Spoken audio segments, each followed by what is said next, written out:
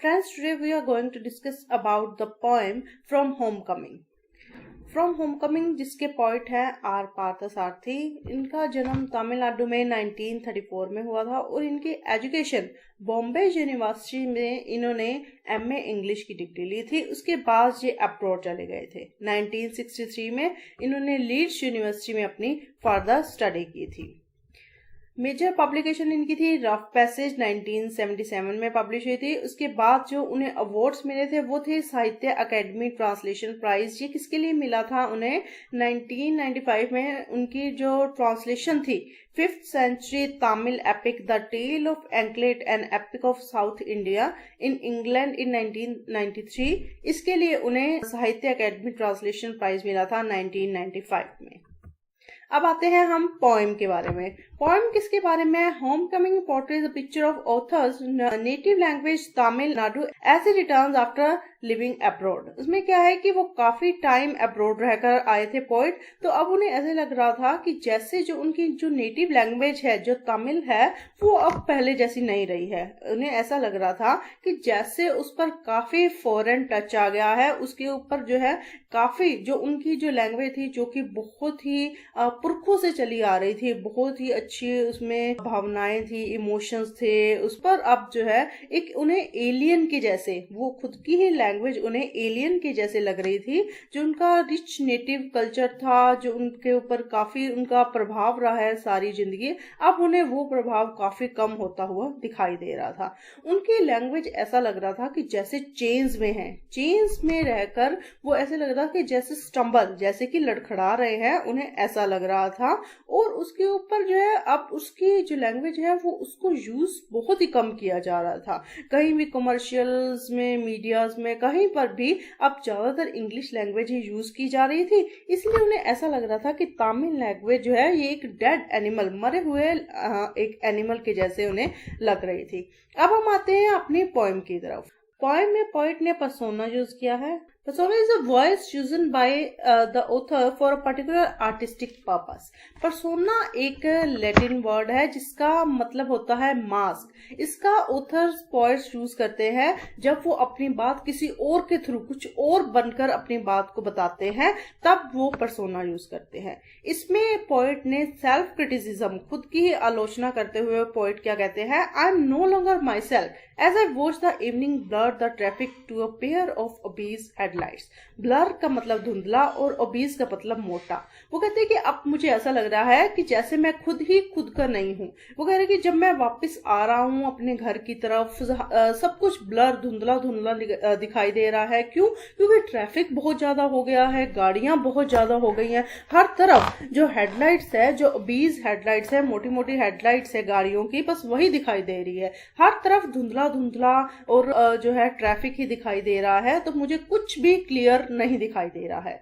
I return home tried my face pressed against the window of expectation. कह रहे कि जब मैं घर वापस आया, मुझे मेरी जो एक्सपेक्टेशंस थी, मैं जब आया अब्रॉड से वापस, मुझे तो ये एक्सपेक्ट था कि मेरी जो लैंग्वेज है वो और ज्यादा रिच हो गई होगी, उसकी यूसेज जो है वो वैसे ही होती होगी। लेकिन अब जो मेरी एक्सपेक्टेशंस है वो बिल्कुल ही खत्म होती जा रही हैं। बिल्कुल जैसे कि हमारा जो सिर है, हमारा जो फेस है वो प्रेस हो जाता है कार की विंडो की तरफ, वैसा ही मुझे भी अपने आप को प्रेस्ड, मैं खुद को फील कर रहा हूँ। क्यों? क्योंकि मेरी जो अपनी लैंग्वेज है, जो रिच तमिल लैंग्वेज है, अब उसका जो यूज है वो बिल्कुल ही खत्म होता जा रहा है। सिर्फ हर तरफ इंग्लिश लैंग्वेज ही दिखाई दे रही है। I climb the steps to my flat only to trip over the mat outside the door. वो कह रहे कि मैं जैसे जैसे सीढ़ियां चढ़ता गया अपने फ्लैट की तरफ, तो मुझे ऐसा लग रहा था, ट्रिप ओवर मतलब गिर जाना, जैसे कि मैं मैट से लड़खड़ाकर नीचे ही गिर जाऊंगा। घर के बाहर खड़ा था और मुझे ऐसा लग रहा था कि जैसे मैं नीचे ही गिर जाऊंगा। The key goes to sleep in my palm, palm हथेली। कह कि जो मेरी चाबी थी मैं उसको ढूंढ रहा था, वो मेरी हथेली में ही थी, लेकिन ऐसा लग रहा था कि जैसे वो सो गई है। जो मेरी तमिल लैंग्वेज जो कि एक इफेक्चुअल की थी, रिच कल्चर को जो खोलती थी, वो अब कहीं खो गई है, वो कहीं अब सो गई है। अब हर तरफ इंग्लिश चेन्स ही दिखाई दे रही हैं। I fear I have bungled again that last refinement of speech टेरिफाइज मी। भंगल का मतलब है अस्वस्थ हो जाना और रिफाइनमेंट का मतलब है इम्प्योरिटीज को निकाल देना, विषैले पदार्थ को निकाल देना। वो कह रहे कि मेरी सारी लैंग्वेज अस्त व्यस्त हो गई है। इसमें क्या है कि जो चेंजेस हो रही हैं तमिल लैंग्वेज में, कि उसमें तमिल लैंग्वेज बिल्कुल ही कम होती जा रही है, उसमें रिफाइनमेंट्स होती जा रही हैं और उसकी जगह इंग्लिश जो है वो लेती जा रही है। The balloon of poetry has grown red in the face with repeated blowing। यहाँ पर बैलून उन्होंने यूज किया है कि बैलून में जैसे होता है कि वो भरा होता है, देखने में तो वो बहुत बड़ा होता है लेकिन उसमें सिर्फ ही हवाई भरी होती है। लेकिन लगातार बैलून को फुलाने से, लगातार उसको भरने से मेरा फेस जो है वो रेड हो गया है। लगातार जैसे वो इंग्लिश लैंग्वेज को यूज करने से लगातार अब क्या है, चारों तरफ इंग्लिश ही इंग्लिश दिखाई दे रही है। अब तमिल लैंग्वेज जो है वो कहीं दिखाई ही नहीं दे रही। For scriptures, I therefore recommend the humble newspaper। Scripture ग्रंथ वगैरह कि मैं इसलिए क्या रेकमेंड करता हूँ, मैं क्या जो है वो बताता हूँ कि अब कि मीडिया, कमर्शियल्स, इन सब को देखने की बजाय मेरी हम्बल रिक्वेस्ट, एक विनम्र प्रार्थना है कि आप न्यूज़पेपर्स पढ़ो। उसमें फिर भी हमारी लैंग्वेज यूज की जा रही है, उसमें फिर भी बताया जा रहा है कि हमारी तमिल लैंग्वेज कितनी ज्यादा जो है वो वास्ट है, कितनी अच्छी, वेल कल्चर्ड है। I find my prayers occasionally answered there। वो कह रहे कि मेरी जो प्रार्थनाएं हैं, मुझे ऐसा लगता है कि अक्सर ही उसका जवाब मुझे न्यूज़पेपर्स में मिलता है। I shall perhaps go on। वो कह रहे कि अब मुझे जो है आगे बढ़ना ही होगा। अब ये नहीं है कि यहाँ पर इंग्लिश लैंग्वेज यूज हो रही है तो मुझे अब रुक जाना चाहिए, मुझे आगे बढ़ना ही होगा।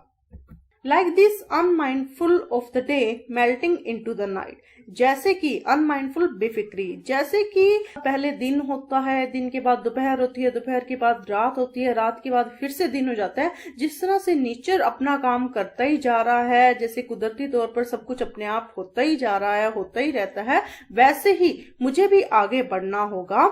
My heart I have turned inside out. मेरा दिल जो है वो अंदर से बाहर आ गया है। मुझे अब पता चल गया है कि किस तरह से मुझे भी आगे बढ़ना होगा, मुझे भी जो है जो कुछ भी हो रहा है उसको एक्सेप्ट करना होगा। Hereafter I should be content। मुझे इसी में ही अब संतुष्ट होना होगा। I think to go through life with a small change of uncertainties। कह रहे कि मुझे यहीं पर संतुष्ट होना होगा, मुझे ये देखना होगा कि आगे मेरी जिंदगी का मकसद क्या है, मैं किस तरह से आगे जिंदगी को जी सकता हूँ, किस तरह से इसी में ही मैं संतुष्ट हो सकता हूँ, अब इसका क्या सोल्यूशन हो सकता है। वो कह रहे कि मुझे अपनी लाइफ में थोड़े छोटे मोटे चेंज करने होंगे। जिंदगी में बहुत कुछ अनिश्चित होता है तो मुझे अब उसको देखकर, समझकर आगे बढ़ना होगा। ये देखना होगा कि कैसे मुझे जो है अपनी जिंदगी में और आगे बढ़ना है और इसको और ग्रो करना है। सो फ्रेंड्स, यहीं पर हमारी पोएम खत्म होती है। अगर आपको हमारी ये वीडियो पसंद आई हो तो इसको लाइक, शेयर और कमेंट जरूर करें और हमारे चैनल इंग्लिश प्रोग्रेस को सब्सक्राइब करें। Thank you so much.